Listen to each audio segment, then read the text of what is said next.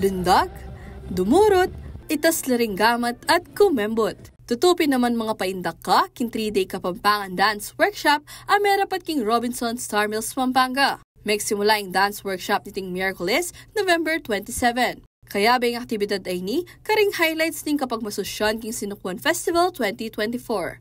Kaugnay na ning tema ning Sinukwan nga ning banwa na kulturang amana sukat ipamana, metuya namang paralan ning aktibidad, bang may pase yung kulturang Kapampangan king tutuking henerasyon. Layon na, i-preserve, ipalaganap rin kaya katamong miyaliwang terak. Kung lawin niya po, ding participants tamo po, teachers na po ang pong students. So, tang preservation of our dances, especially Kapampangan, mapipreserve po talaga. Mapilan ka rin makyabe king aktibidad, nang talaturo king Sindalan National High School Arijeron Reforma at Christian Louis Bulaksao.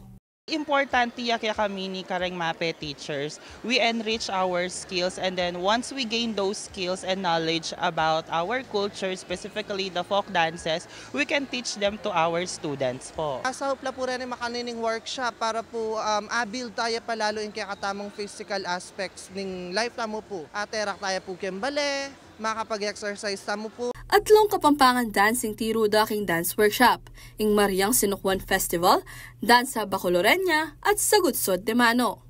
Mapupusing workshop king Biyernes November 29 at king Katlo at Tatawling Aldo Naniti, may kamalatilang kompetisyon ring participants at i-perform dala rentera kakarelang abalo king aktibidad.